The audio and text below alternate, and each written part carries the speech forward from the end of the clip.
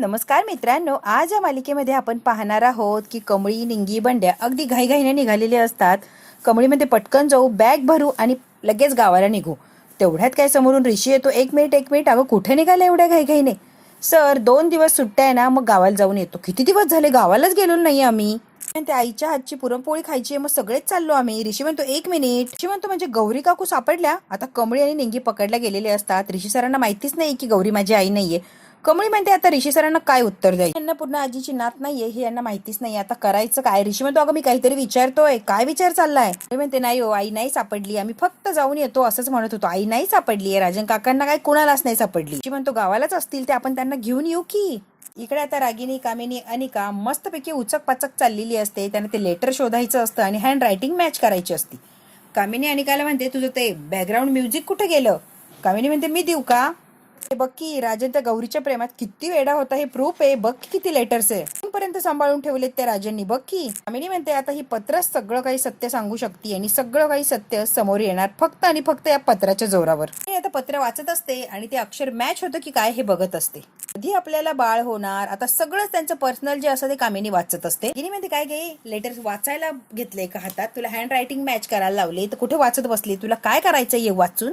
संबंध आहे का आपला? कशाला एवढी इंटरेस्ट घेतीये? मी म्हणते हे कोण पाठ करणार ग रागिनी? तुम्ही कवा येणार? काय भाषा आहे ती? म्हणते मी काय पाठ वगैरे करत नाहीये, मी काय बघते हे जर कळालं तर तू म्हणशील की खरंच आई तू हुशार आहे. बघू इकडे काय बघतीये. म्हणून आता कामिनीच्या हातातून रागिनी ते लेटर्स घेते आणि बघते तर काय अगं आई एक गोष्ट लक्षात येते का? हे दोन्ही मॅच होत नाहीये, हँड रायटिंग सेपरेट आहे. अगं मग तेच बघतीये मी, तेच सांगण्याचा प्रयत्न करतेय रागिनी. हो हो हो आई बघ की, लागलाय की तपास आपल्याला. म्हणजे दोन्ही अक्षरं वेगवेगळी आहेत, दोघांनी एक लिहिलेलं नाहीये. म्हणजे सगळ्यात सोपं की याचा दोन्ही पत्रांचा काही एक संबंध नाहीये. हो ग, ते सांगण्याचा प्रयत्न करतेय. राजन आपल्याला फसवतोय. फारच हुशार बनायला निघाला होता, पण बघ की बरोबर अडकला आपल्या जाळ्यामध्ये. राजन जावई बापू फार हुशार होता तुम्ही, पण नाही. स्वतःला फार हुशार समजता, पण तसं काही नाहीये. तुमच्या सासूबाई म्हणजे कामिनीपेक्षा कोणीच हुशार नाहीये. तुमची चोरी पकडली की नाही बघा. कामिनी म्हणते राजनने जे रागिनी कमळी नावाचं बाहुलं या घरात आणलंय ना, या होळीला आपण तिला दहन करूया. त्या होळीमध्ये संपवून टाकूया त्या बाहुल्याला. अनिका म्हणते अगं दोन्ही लेटर मधलं हँड रायटिंग मॅच करत नाहीये, म्हणजे ती गावच्या डॅडची मुलगी नाहीच आहे. सगळी फसवा फसवी, सगळा खोटारडेपणा चाललाय. अगदी बरोबर बोललंय माझं बाळ, माझं शहाणं बाळ. मी म्हणते अगदी बरोबर आहे, पण कसं आहे ना, ही गोष्ट या 3-4 भिंतीच्या आत 3 लोकांच्या मध्येच राहिली पाहिजे. चौथ्या लोकांना कळायला नाही पाहिजे. कळतंय का? आपण धमाका करायचा आहे, पण वेळ साधून. इतक्या लगेच त्यांना काही सांगून टाकायचं नाहीये. त्यामुळे कुणाला काहीही सांगायचं नाही. सध्या तरी सगळ्यांनी गुपचूप राहायचंय. आणखीन पुरावे शोधायला लागणार, आणखीन काहीतरी कारनामा करायला लागणार, जेणेकरून परफेक्ट प्रूफ आपल्याकडे असणार. आणि मग काय, परफेक्ट प्रूफ मिळाला की कोणी काहीही बिघडू शकत नाही. मग काय, ती कमळी घराच्या बाहेर जाणार म्हणजे जाणारच. कमळीची सुद्धा कागदपत्र बघायला लागणार. ऍडमिशनसाठी जी कागदपत्र तिने सबमिट केली ना, त्यावरचं नाव वगैरे सगळं काही बघू. मग आपल्याकडे परफेक्ट असा प्रूफ मिळणार. कळतंय का अनिका बेबी? म्हणते ही माझी अमानत एक प्रूफ झाला, अजून एक तर कमळीचा प्रूफ घेऊ. मग काय, तिला हाताला धरून कशी धक्के मारून बाहेर काढते ना, बघतच राहा. आणि का आता तिथून निघून गेलेली असते आणि इकडे आता आपली गौरी मन लावून असा स्वयंपाक बनवत असते. पुण्यात काय नयनतारा येते आणि साधनाताई आज होळी आणि होळीचा सण म्हटला की आपण पुरणपोळी बनवतो. गौरी म्हणते हो मॅडम चालेल की, पुरणपोळी बनवूया आपण. नयनतारा म्हणते हे बघा साधनाताई तुम्हाला काही सामान वगैरे मागवायचं असेल बाजारातून मागवून घ्या, पण पुरणपोळीचा बेत 1 नंबर झाला पाहिजे. आता साधना म्हणते हो मॅडम मी अगदी व्यवस्थित करते. का हो मॅडम, त्या अन्नपूर्णा मॅडम आहेत त्यांची विहीनबाई सुद्धा येणार नसताना आता नयनताराला इतका राग येत असतो. म्हणते हो ना येणार आहे, त्या बोलवलं नाहीये तरी पण ते येणारच आहे. नयनतारा म्हणते खरं सांगू का साधनाताई, ती कामिनी आणि रागिनी मला अजिबात आवडत नाही, पण आता काय अन्नपूर्णा ताईंमुळे त्यांना सहन करायला लागतंय. मला अजिबात इंटरेस्ट नाही त्यांना इथे बोलावण्यात. विचित्र आहे त्या दोघी की कमालीच्या, काहीही करू शकताय. तर त्यांची मोठी नात आली आहे कमळी. चला मी काय बोलत बसलीये, आधीच उशीर होतोय. आवरा पटापट करा, मी पाहुण्यांची तयारी बघते बाहेर. कमळीला माझा चेहरा दिसणार नाही याची काळजी घ्यायला लागणार, पण सगळ्यामध्ये एक गोष्ट मात्र चांगली झाली या, कमळीला तिच्या आवडती पुरणपोळी तेही माझ्या हातची खायला मिळणार आहे. सगळ्यात भारी काम होणार आहे बघा. आता ऋषी एकाच याच्यावर अडून बसलेला असतो. आपल्याला गौरी मावशीला शोधायचं असेल तर त्या गावालाच असणार आहे. 100% त्या गावाला सापडणार आहे कमळी. ऋषी म्हणतो की आपण गावाला जाऊन त्यांना घेऊनच येऊया. आता आबानंतर म्हणायला लागलेलं असतो. त्याला कळतं की आपण चूक केली. आता बंड्या आणि ऋषी दोघं मिळून शब्द सगळे काही सावरण्याचा प्रयत्न करतात. तू राजन काकांबरोबर जा आणि कुणा घेऊन ये इकडे. निंगी म्हणते, कमळे असंच कसं मध्ये जायचं ग, अभ्यास एवढा राहिलाय आणि गावाला काय जायचं म्हणतीये, गावा बिवायला काय जायचं नाही. निंगी आता सावरण्याचा प्रयत्न करते जेणेकरून सत्य परिस्थिती ऋषीला कळू नये म्हणून. ती म्हणते, नाही नाही सर, आम्हाला नाही जायचं, आमचा अभ्यास खूप बाकी आणि गावाकडे जाऊन काय करताय. बंड्या म्हणतो, मी म्हटलं 2 दिवस जाऊ गावाकडे, पण नाही जमणार, मला पण नाही जमणार आहे. ही कामं खोळंबली आहेत, कॅन्टीनचा हिशोब सुद्धा द्यायचा आहे. ऋषीला तर अगदी घाम फुटलेला असतो. कमळीने जर मला बोलता बोलता पकडलं असतं तर बरोबर आबा नाही हे तिला कळालं असतं. म्हणतो, नाही जमणार बाबा, गावाला जायचं, इतके कामं आहेत ना, आपण गेलो की सगळी कामं तशीच राहणार. त्यांची चर्चा चाललेली असते, तेवढ्यात हसत आलेली असते अनिका. हाय ऋषी, तुला माहिती आहे ना गुड न्यूज, आम्ही तुझ्या घरी येणार आहे सगळे होळी खेळायला. खरंच मज्जा येणार या. असं जरी फ्लॉप शो होणार आहे, खरंच मज्जाच येणार या होळीला. ती कमळीकडे बघते आणि मुद्दाम अनिका प्रॉन्टिंग करत असते की जेणेकरून हिला कळावं की मी हिच्याविषयीच बोलतीये. अनिका आता चाललेली असते. निंगी म्हणते, माकडी काय डोसक्यावर पडली का, काही पण बडबड करत असते, जाऊ दे मरू दे, तिच्याकडे कशाला लक्ष द्यायचंय, आपल्या कामाशी काम ठेवूया. आता निंगी आणि कमळी निघून गेलेले असतात त्यांच्या कामाला. आता बंड्या म्हणतो, ऋषी भाऊ काय करत होता तुम्ही, सगळं काही सत्य कळालं असतं हिला तर पचका झाला असता. ऋषी म्हणतो, आय एम सॉरी बंड्या, खरंच माझ्याकडून चूक झाली असती, बोलण्याच्या ओघामध्ये माझ्या लक्षात आलं नाही रे. ऋषी म्हणतो, खरंच कॉम्प्लिकेटेड यार बंड्या, सगळं काही सांभाळायला लागतं. इकडे आता अन्नपूर्णा आजी आणि बाबा, अन्नपूर्णा आजी बाबांना फार आनंदाने काहीतरी सांगायला लागलेली असते. ताराने आपल्याला होळीसाठी तिच्या घरी बोलवले, अगदी 2 दिवस, तेही सगळ्यांना जायचं ना आपण. इकडे आता कामिनी आलेली असते आणि अन्नपूर्णा आजी काय बोलते हे ऐकत असते. कामिनी ऐकते, हे बाबा अन्नपूर्णा आजीला खुणावत असतात, पण अन्नपूर्णा आजीला कळतच नाही. बाबाच्या डोक्यावरनं हात फिरवतात, कामिनीची स्टाईल, पण अन्नपूर्णा आजीला कळत नाही. अन्नपूर्णा आजीला असं वाटतं की बाबांना काहीतरी त्रास होतोय. अन्नपूर्णा आजी म्हणतात, कमळी निंगीची नका काळजी करू, त्यांना सुद्धा घेऊनच जाणार आहे आणि कमळीला तर विशेष करून बात माझ्या नजरेपासून दूर करणार नाहीये, कायम माझ्या नजरेसमोर असली पाहिजे ती, तुम्ही काळजी करू नका बरं. कामिनीने सगळा काही प्लॅन ऐकलेला असतो, हे बाबा सुचवण्याचा प्रयत्न करत असतात, पण अन्नपूर्णा आजीला कळतच नाही की बाबा नेमकी काय सांगण्याचा प्रयत्न करताय. आता अन्नपूर्णा आजीने बाबाला जे सांगितलं ते कामिनीने ऐकलेलं असतं. आता कामिनी काहीतरी तिचा प्लॅन करणार, यात काही शंकाच नाही. अन्नपूर्णा आजी बाबांना सांगते आणि घाईघाईने निघून गेलेली असते. जशी काय अन्नपूर्णा आजी रूमच्या बाहेर जाते तशी कामिनी घाईघाईने आत आलेली असते, आता बाबांना टॉर्चर करण्यासाठी. बाबांच्या जवळ उभी राहते, काय रे ढक्कल गाडी, जोर जोरात ती खुर्ची अशी ओढायला लागलेली असते. हसते आणि म्हणते, अगं बाई सॉरी या, त्रास झाला का तुम्हाला, ढक्कल गाडी. काय रे ढक्कल गाडी, काय सांगत होता वहिनीला, तिला काय सुचवण्याचा प्रयत्न करत होता. ए ढक्कल गाडी, काय खाणाखुणा करत होता, अरे सांग ना, इतक्या वेळची विचारतीये, अरे सांग काय सांगत होता वहिनीला खाणाखुणा करून. अरे नाही वाचू शकत तुझ्या कमळी नावाच्या त्या खोटारड्या नातीला, कितीही प्रयत्न कर तू माझ्या तावडीतून कमळीला नाही वाचवू शकत, तुला तोंडावर सांगतेय मी. तिचं पितळ मी उघडं पाडणार म्हणजे पाडणार, तिला नाही हाताला धरून बाहेर काढली ना तर कामिनी नाव सांगणार नाही या. त्यामुळे तू कितीही प्रयत्न कर, कितीही खाणाखुणा कर, तू वाचवू शकत नाही त्या कमळी टमळीला, त्या गावछापला. होळीच्या दिवशी तिची होळी करणार, पित्तळ उघडं करणार आणि हो धुरवळीच्या दिवशी तिचा पंचनामा करणार आहे. लक्षात येते का कमळीचं मी काय काय आणि कसं कसं करणार आहे. आणि हो तुला जे नियोजन सांगितलंय ना अगदी तसंच होणार आहे, त्यात काही बदल होणार नाहीये.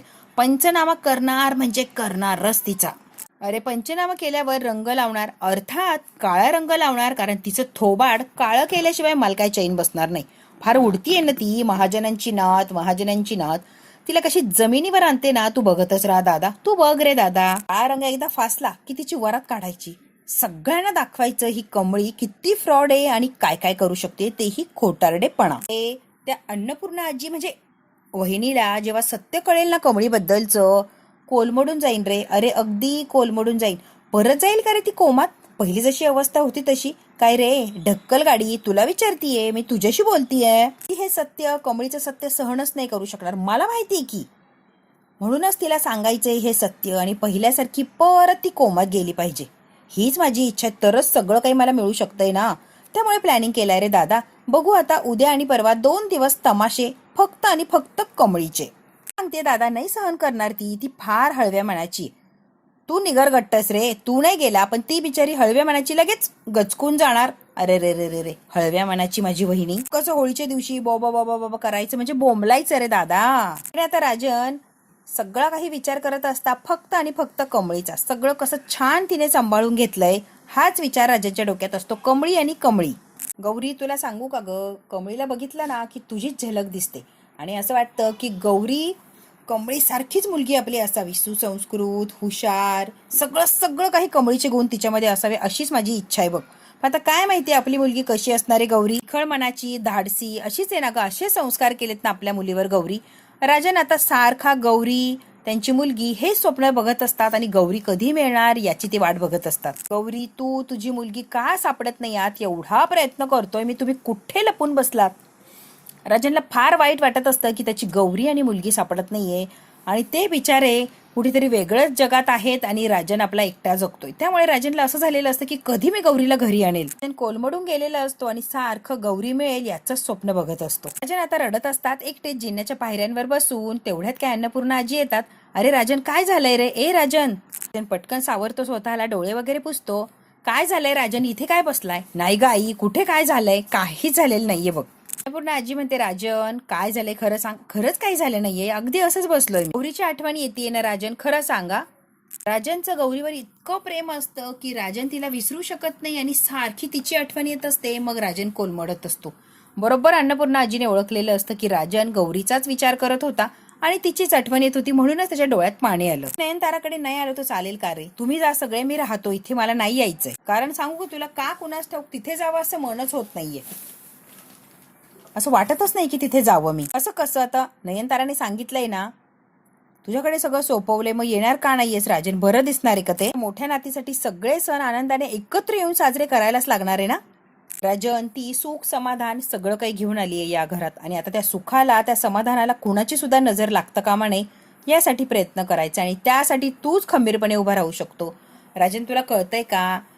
आपण सगळ्यांनी एकत्र यायचे आणि आनंदी राहायचे. हो आई, तू म्हणती अगदी तसंच. कुणाचीच आपल्या सुखाला नजर लागणार नाहीये, तू काळजी करू नको. बरं मी यायला तयार आहे. अन्नपूर्णा आजी म्हणता, आता आपल्या इथून पुढचा प्रत्येक दिवस आनंदात आणि आनंदातच गेला पाहिजे, लक्षात ठेवायचं. कारण कमळी आपल्या सोबत आहे, लक्षात ठेवायचं. आता राजनच्या चेहऱ्यावर हसू आलेलं असतं. तयार हो पटकन, आपल्याला जायचंय आणि निघायला लागणार आहे. राजन, कमळीला छान असं तयार करायचंय, मग आपण निघूच या सगळे. राजन म्हणतो, हो मी तयार होऊन येतो, मग आपण जाऊया.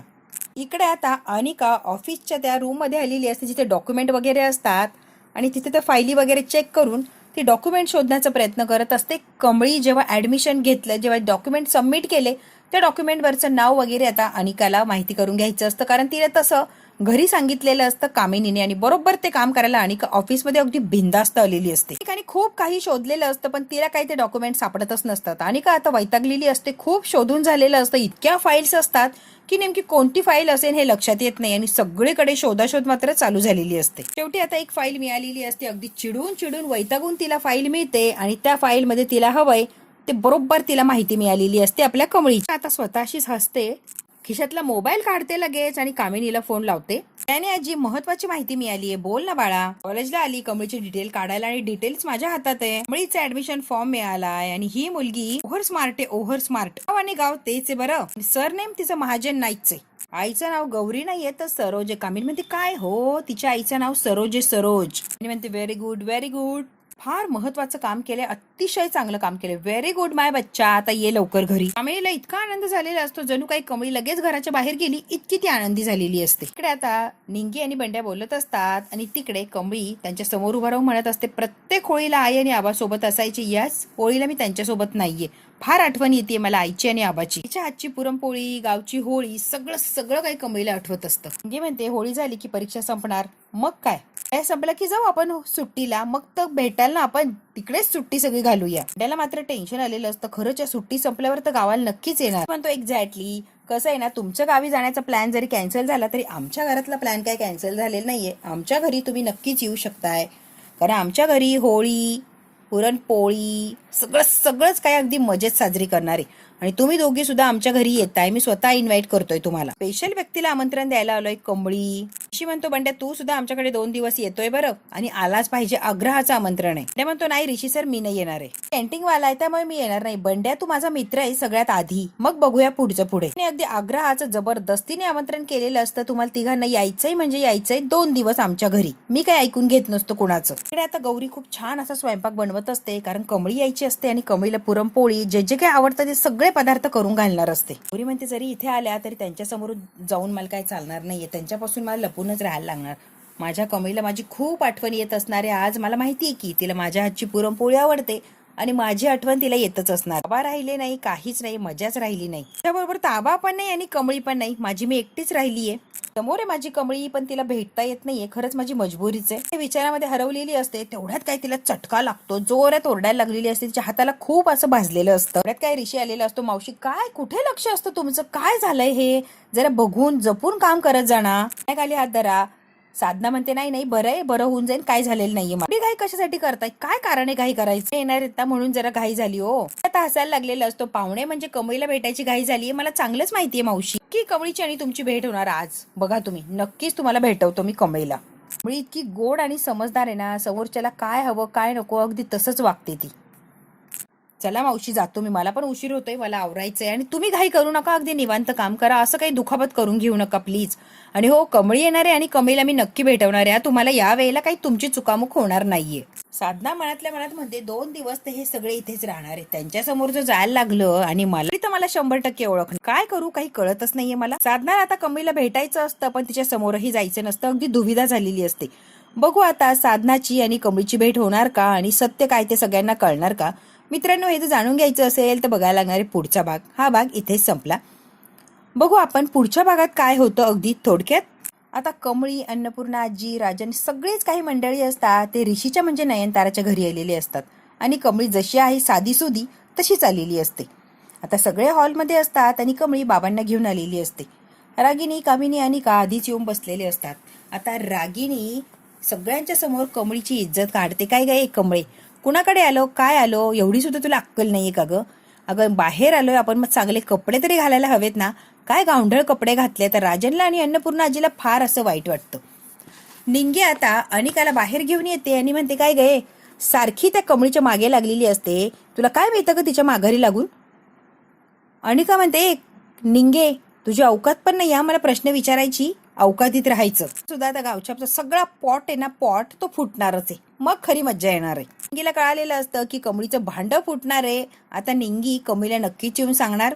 बंडे आलेला असतो. कामिनी म्हणते बाळा, माझ्या चप्पल गाडीत राहिल्या, त्या गाडीतल्या घेऊन यायच्या आणि ह्या गाडीत ठेवायच्या. कामिनीने हे मुद्दाम केलेलं असतं बंड्याला कमीपणा किंवा नीचा दाखवण्यासाठी. मात्र कुणालाच आवडत नाही कामिनीचं वागणं, कारण कामिनी खूप घाणेरडं वागलेली असते. सरळ सरळ कामिनीने अपमान केलेला असतो बंड्याचा किंवा लायकी दाखवलेली असते. आता नयनतारा, अन्नपूर्णा आजी, राजन, कमळी सगळेच काय कामिनीकडे बघायला लागलेले असतात.